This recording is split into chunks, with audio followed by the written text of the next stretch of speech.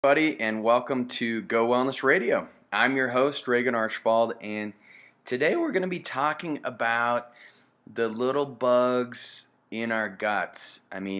This is probably going to be one of the most interesting podcasts that I think I've done to date, and hopefully you'll enjoy it. I get a lot of questions about what is the scoop on our digestive system, or as my former microbiology teacher used to say, "What's the scoop on the poop?" And what we're finding is that there is a lot more going on in the gut than we ever imagined. And our bacteria may have a bigger impact on us than our own brain is actually what we're finding out. So make sure you stay tuned. We're going to be going through a lot of information. One thing I want to start out with, I want to talk to you about some of the books I've been reading because I get asked that all the time. I try and read at least 2 books a week, and sometimes that's cover to cover if the book is super fascinating. If it's not, I speed read it. Um, I did a speed reading course when I was a teenager, and it was called Mega Memory by Kevin Trudeau, and it was awesome because it gave me the ability to absorb a lot of quantity of information in a short period of time. But some of the books I'm reading right now, one of the books it's called Everyday Kindness, and it's the author. Her name's Stephanie Dorwick, and she is incredible. But it's shortcuts to a happier, more confident life. And one of the things, she talks about fitness, she talks about nutrition, she talks about how we can show up better as parents and how we can be more present in our relationship. She also talks about gut feelings and how important those are. She introduces the concept of housework, sex, and power. So, you men out there, if you're not engaged in helping out with your kids or with the housework, you got to get on it. Likewise, you ladies, if that's not your thing, socially, it's become more the norm for all of us to participate. But the everyday kindness is a great reminder to bring people up in this world. We're all in this thing together, right? So, um, one of my favorite bumper stickers, it says, "My religion is kindness," and I think that should be the religion for all of us, because there's 7 billion people on this planet. So maybe you could think of someone today to do something kind for. One of my mentors says, 3 people every day you want to send them a text, just thinking about you, hope you're doing great, or you give somebody a hug. That's big at our family. We like to hug. Um, but whatever you need. So the second book is, I'm not done with this one yet. It's kind of an interesting book. Definitely a little controversial, but one of my patients turned me on to it. Kim, so thank you if you're listening to this. It's called Medical Medium. It's by Anthony William, and he's kind of goes beyond just a medical intuitive, but he actually has a guide that speaks through him. But he has some incredible theories about Lyme's disease, about menopausal symptoms, post-traumatic stress disorder, rheumatoid arthritis, vertigo.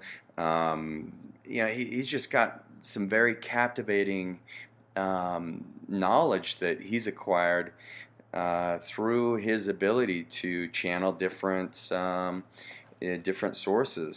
He talks about the healing herbs of spirulina, for example. It's got the ability to remove heavy metals from the brain and grow fresh neurons. He talks about zinc as in the way that it fortifies your endocrine system, all your hormonal glands, melatonin, magnesium. He's got there's some very scientific data here. But then some of the crazy things about this book is that he's so accurate in his ability to diagnose people and to figure out exactly what's going on. Even at the age of 4, Anthony William was able to diagnose his grandmother's lung cancer, and she had no symptoms. He just looked at her and he knew.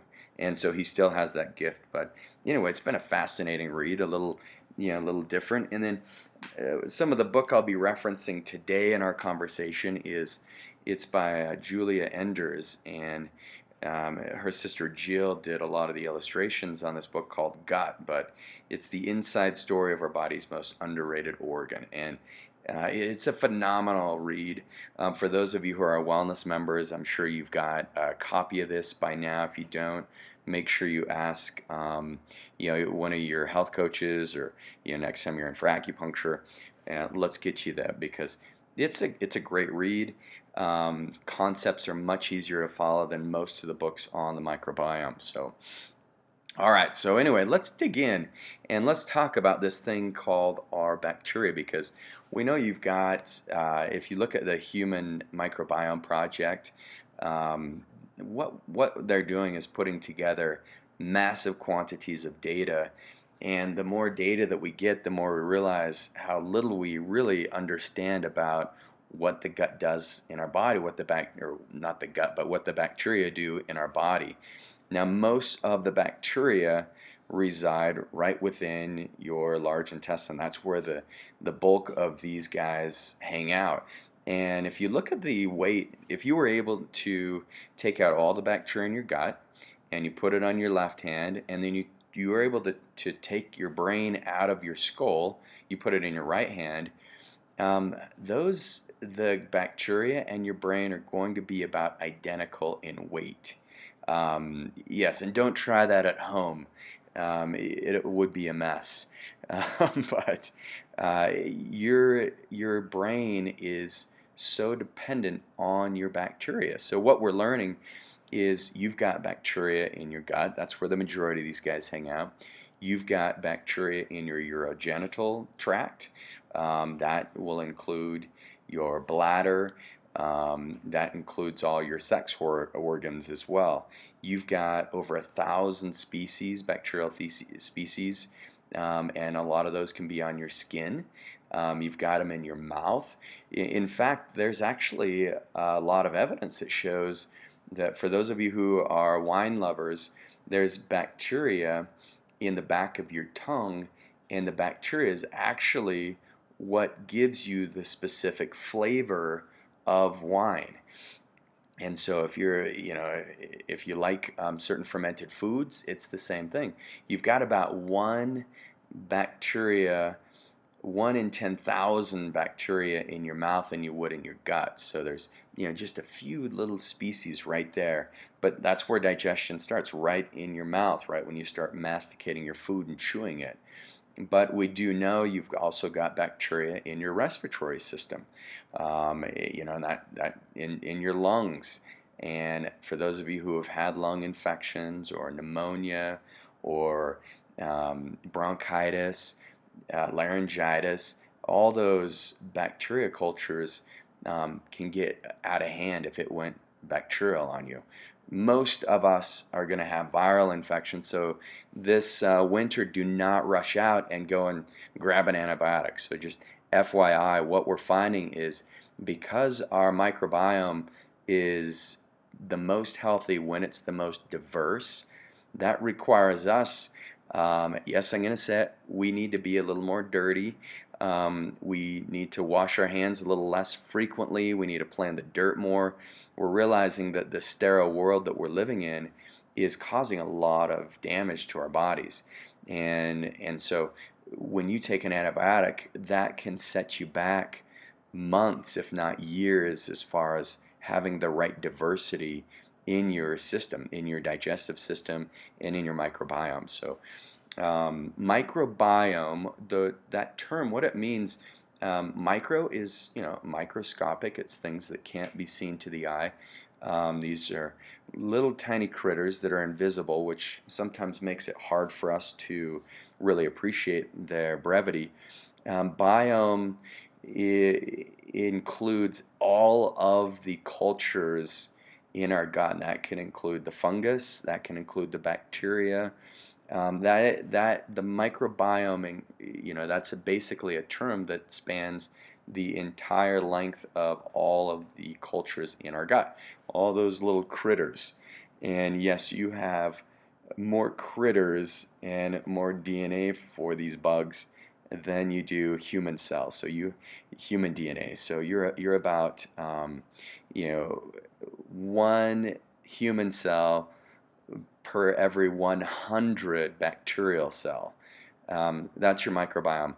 If you hear me say microbiota, that could just be one particular family in the biome. So hope that clears some things up for you. But let's talk a little bit about the GI tract. I mean, if you look at it, our primary immune organ is in the body is your gut, your digestive system. And so if we're looking at the way that these bacteria work, there's three things that I want you to remember today. And one of those is that, and we'll get back to this, but your bacteria, we're going to talk about this, but they can either make you fat or they can make you skinny. Your bacteria can also help you feel happy or feel sad. They influence your moods a lot more than we ever realized. I mean, the other thing is that bacteria can create cravings for you and inflammation issues. So there's a lot that we want to talk about today, but one of the main things you want to look at is your intestines.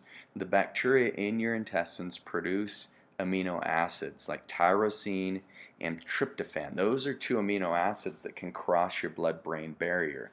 And those amino acids are precursors and are necessary for your brain to produce dopamine, which, yes, dopamine is part of that reward system in your brain. That's where, when you check something off your to-do list and you say, that feels so good to have that done, that's when you get a massive flush of dopamine.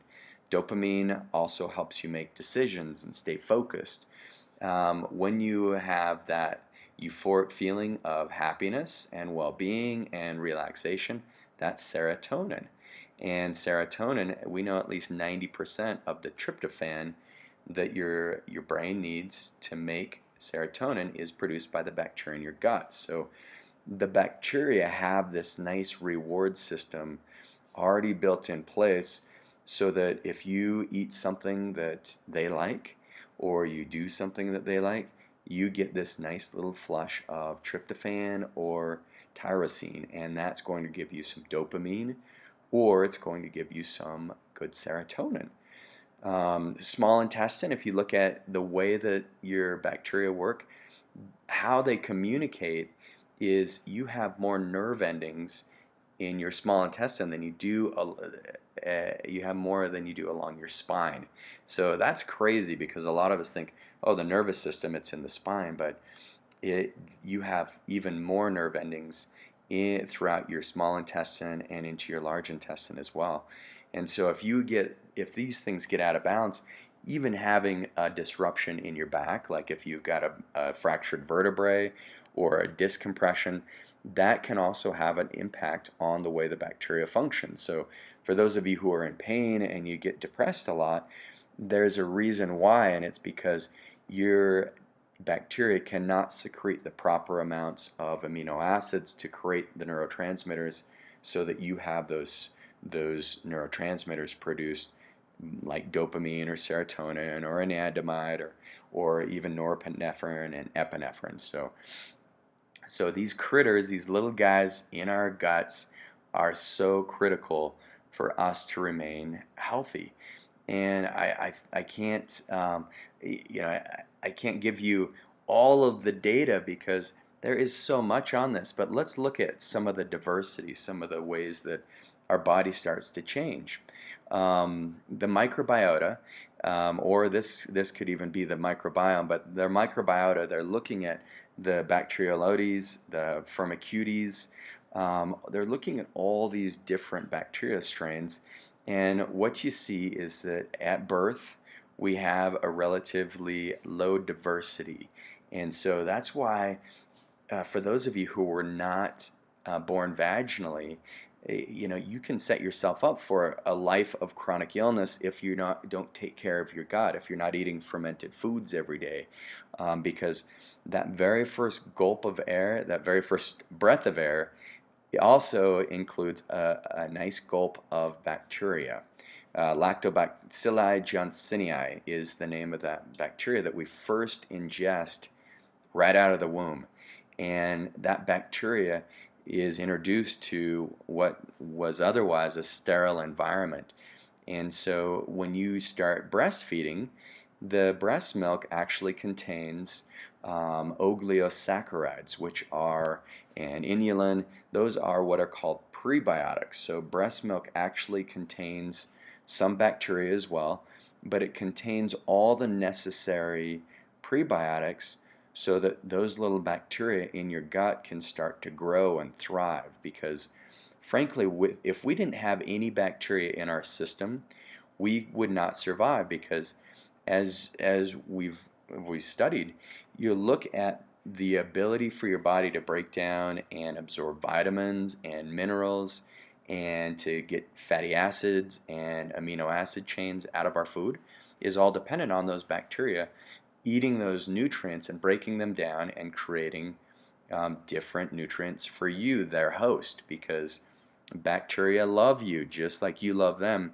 We have this nice symbiotic relationship. And by the way, bacteria were here on Earth long before we were, so we do owe them a little bit of credit. We need to make like a movie on bacteria where, maybe the bacteria is we start to understand just how crazy the bacteria, how much they influence us as humans. Because as we're aging, as we get more diversity, then we start having more complex thought processes. We have more complex emotions. We have more complex interactions with our environment, with those around us. And so you can see, even at 3 years old, we're starting to get a lot more diversity. We're getting a lot more of the proteobacteria. And then even as we enter into adulthood, we lose some of that, and that's unfortunate. But then as we get older, all the green section you can see there, that's a problem, and that's when we start to break down and function. That's where we are not as happy. That's where things can start to affect us more. But if you look at your bacteria and the food that you eat, bacteria at birth, here's what I was just talking about. Bacteria at birth, if you have low diversity in your biome, you're going to be more susceptible to having weight gain. And so for those of you who have tried every diet out there, you're super frustrated, what you want to do is you want to just do a quick synopsis. How were you born? Were you born vaginally? Was it cesarean section? And then you want to start looking at ways of introducing different probiotics into your system. We recommend go on a probiotic and alternate it every month or two so that you're getting a good diversity. I don't want you, I don't want you taking every probiotic under the sun. And actually, there's been some studies that can show that some may do more harm than good. But I want you to start looking at getting some good probiotics back into your system, introduce those, and see which ones make you feel good, make you actually find out which ones have a difference for you, because that can be a huge impact on your overall health if you were not born vaginally. I want you to eat fermented foods every day. I mean, just a couple tablespoons of some sauerkraut or some kimchi can introduce a much greater diversity than some of the best probiotics that we have. You're going to want to get prebiotics too. That means you got to eat lots of vegetables. That's why I tell you, eat a pound of vegetables every day. That's going to be one of the key ingredients, because these vegetables have the prebiotics that your bacteria need. And by the way, when your bacteria start ingesting and eating a lot of these carbohydrates, what will happen is those carbohydrates they get converted into short chain fatty acids. And so the short chain fatty acids are what your bacteria love and they thrive on. The other thing that can really help your bacteria cultures is eating the right kinds of fats. So you can, that's why coconut oil is so good, because coconut oil actually has caprylic acid in it, and that caprylic acid can wipe out some of the candida.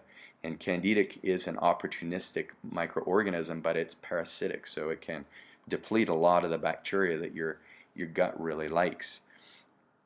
Here's an interesting study on the gut microbiomes protecting from food allergies. But what we found is there was an 18% increase in food allergies among children in the United States in just a 10-year span between 1997 and 2007. This is the anaphylactic response. So that's where peanut allergies or allergies associated with shellfish, those went up 18%. And I think it's interesting because what we also saw is there still continues to be this um, this increase in antibiotic prescriptions. Doctors know, but patients still don't. There's actually a study I read, and I believe it said 64% of Americans, yes, it was actually in USA Today, I read it a couple days ago, 64% of Americans still believe that antibiotics will take care of viral infections that are caused by, like the common cold. So people are asking for antibiotics, but they are causing more allergies. They're really messing up our kids' immune system. We've also seen that these food allergies can create what's called leaky gut. And so this leaky, we'll talk about leaky gut just real quick here. Let me show you this. But leaky gut, what will happen is stress can cause this, toxins, food particles, different drugs, different pathogens, organ malfunctions. But in this leaky gut progression, you have inflammation processes that start to occur in the small little epithelial cells right in the lining of your colon. And so it's a single-celled organism. I mean, your colon wall is so thin, and when you have a little bit of inflammation in the lining of that wall, that's when food particles can start to leak out. And what's surrounding the outside of your intestinal wall are your immune cells. And so that's just like having someone break into your house. Someone breaks into your house, you're going to call the cops. The cops will come. Not only will they look at where the robber broke into your house, they're going to look at the entire house. And so that's what happens when you have leaky gut. Your immune system starts going crazy and looking at tissues that have been affected. And if you have too much toxins, like in your thyroid, for example, that's when you start getting autoimmune attacks. So for those of you who have Hashimoto's or Graves' disease, your immune system is started to attack your thyroid tissue because maybe you had too many toxins that resided right in that tissue because you have so much blood that circulates through the thyroid. I mean, over 13 gallons every hour. In a lot of cases, you'll get infections that can show up there. And then when you have leaky gut, the police officers are looking all over, and they'll think, I think there's a robber in the thyroid tissue, and then they'll start attacking it. So they'll look at the thyroid tissue as an antigen, or they may look at the enzyme, the thyroid peroxidase enzyme, as that particular antigen or robber. And then they'll produce antibodies to start breaking down that tissue. Or it'll get in your brain, and that's when you can end up with MS or autism or other depression issues. I mean, we're linking depression with autoimmunity and inflammation now, and we're starting to see that the mechanism behind depression is not much different than the mechanism behind heart disease or Hashimoto's or Graves'. Pretty interesting stuff. Even you look at how it affects your nerves with peripheral neuropathy, that's once again, that's autoimmune related. The skin with eczema, psoriasis, Scleroderma, once again, it's an autoimmune disease, and it comes from this leaky gut pattern because the leaky gut will affect the entire body. And then the consequences are going to be you're going to have impaired absorption of vitamins, amino acids, you're going to have a chance of abnormal bacteria and yeast overgrowth, and you're also going to have different vital hormones and neurotransmitters that won't be produced optimally. So that's where a lot of hormonal imbalances take place, is right in the gut. You can also get a triggering of the immune system. So hopefully that gives you a good excuse me, good parameter of what happens with leaky gut. Um, let's move on just a little bit. I want to talk about those three things. I want to talk about the way that the bacteria affects your ability to gain or lose weight. And so a lot of us, we look at these gut bugs and we say, are they really, can they cause some of this obesity epidemic? And I'd have to say yes. And this is going to be a podcast for the future, because there's so much information on this. But I'm going to show you some studies here. This study was released last year, August 14th, 2014. And what they found is that obese humans and lean humans differ in the microbiota. So there's a difference in the bacteria in these people's guts. And so in humans, antibiotics early in life are associated with an increased risk of being overweight later in childhood. Like I talked about before, the other thing that can cause you to have an increased risk of being overweight is from a cesarean section. And I know that sometimes that is literally what saved your life and got you here on planet Earth. So, yeah, as a functioning human. But antibiotics are also used in farm animals to produce growth. That's why we always say meat can be the most healing thing that you eat, or it can be the most detrimental. It can be medicine, or it can be a poison. If you're eating conventionally raised meats, they're going to have antibiotics in it.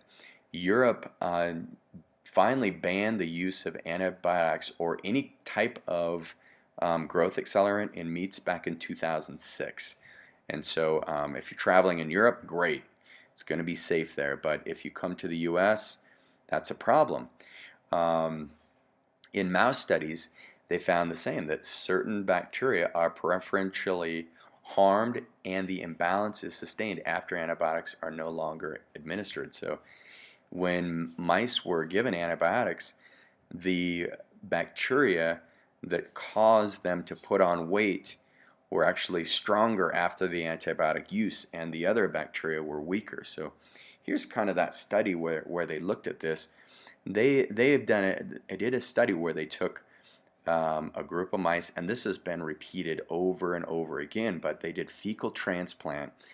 And fecal transplant this is the emerging medicine. I know it sounds funny, but it's like, yeah, when we start introducing someone else's stool, a healthy stool, when you can transplant that into your own colon, you can actually get a reversal of a lot of chronic diseases. And they found that that's one way you can lose weight. So I'm not saying go out there and, you've got your nephew who's incredibly healthy, he's a baby. I'm not saying go and collect his poop and transplant it into your colon. Don't do that just yet, but there is some studies that are showing that may be one of the key elements in the medicine of the future. But what they did in this control group is they took mice that in the control group they had a normal microbiota, and then they did the microbiota transfer to germ-free mice. They gave these mice a low dose of penicillin early in life. So once again, these are germ-free, these are baby mice. And then what they found is they had a loss of early life protective bacteria, and these mice became fat. In the other study they did is they had mice that were obese and then mice that were healthy and lean. They took the stool from the obese mice and they transplanted it into the skinny mice. They took the stool from the skinny mice and transplanted the fecal matter into the obese mice.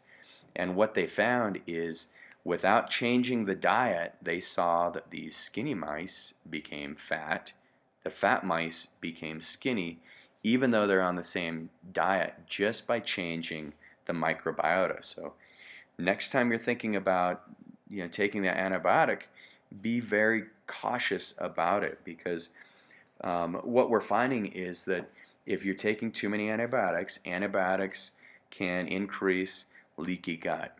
The, the leaky gut, or the intestinal permeability, like we talked about, that can start triggering a whole host of these autoimmune events, and then all your systems start becoming attacked.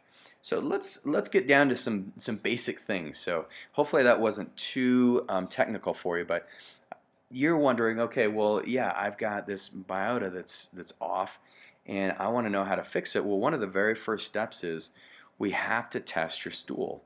So we don't know what's going on in your colon until we have a stool test. So you can come into the office or give us a call.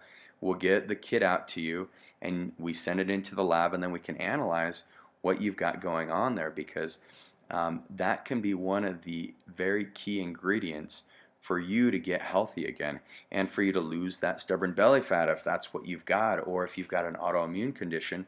We want to look at specific markers to find out if you do have leaky gut. Because if you look at a study that was done in 2013, what the scientists, the postulate was, the hypothesis was that do bacteria cause cravings? And as a matter of fact, bacteria, what we're finding, they do. So if you think about the rush of serotonin that you get after you eat the sweet thing, those bacteria are thanking you. That's their way of communicating with your brain.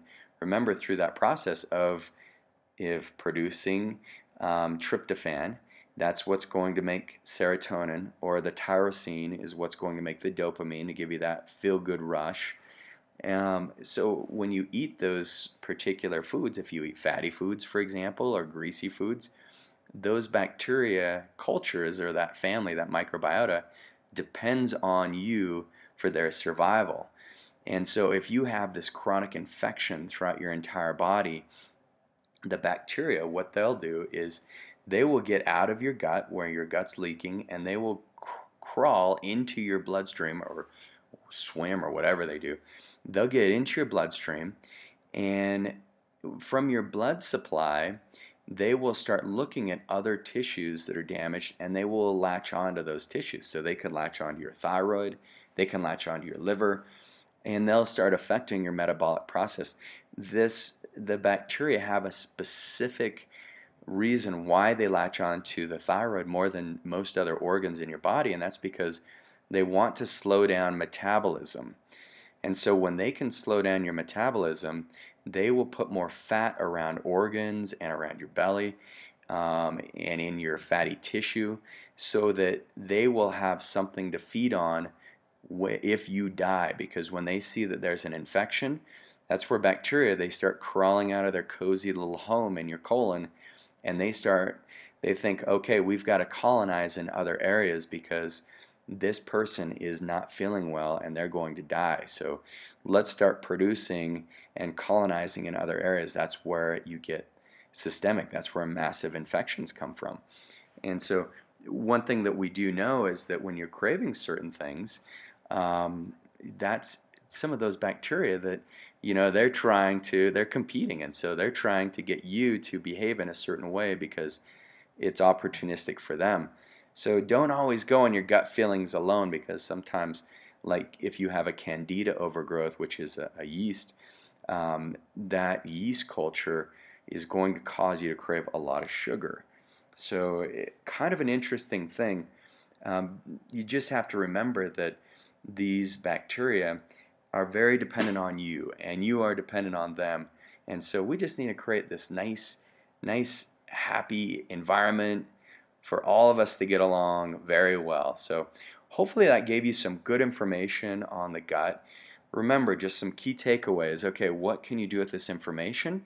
First thing is, keep understanding. Look at your stool.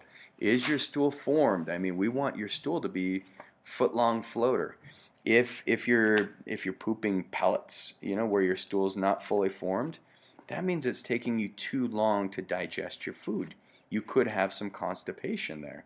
If your stool is, if it's dry or hard, that's going to be a problem. So one of the things that you'll want to do is you want to make sure that you have a little stool by your toilet, because your colon gets kinked if your legs are at 90 degrees. They should be more at like 45 degrees. So get a little stool. Make sure that you are drinking water. Don't drink too much, just drink when you're thirsty. Maybe get a small glass of water every hour.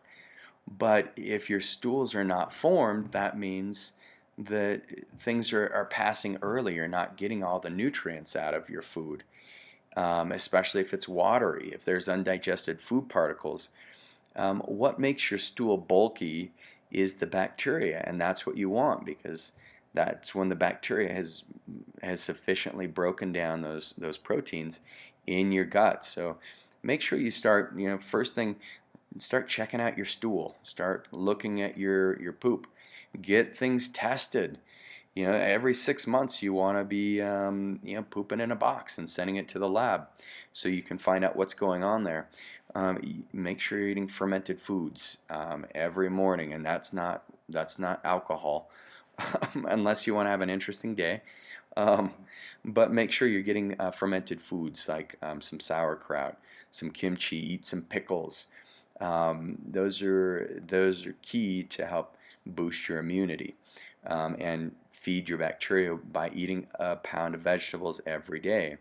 Make sure you're not eating meats that are conventionally raised with antibiotics or hormones that will affect your bacteria. And then just have some more fun in life. Massage your gut. Make sure you're keeping it warm. Do some things every day to help with the bacteria in your gut, just by moving it. So hope this is helpful. I'm checking out, and I will see you on the next show. Please let your friends know about us. If you have anybody who suffers from autoimmune disease, you or yourself, have them reach out to us. Anyone who's looking to improve their digestion, improve their performance. Our purpose is to help as many people get as healthy as possible. And that's one reason why we do this show, is so that you have valuable information right at your fingertips. So love and appreciate all of you. Thanks again so much for your comments. Go to iTunes, give us a rating if you like the show. That will help more people find us. And until next time, Reagan Archibald, Go Wellness Radio.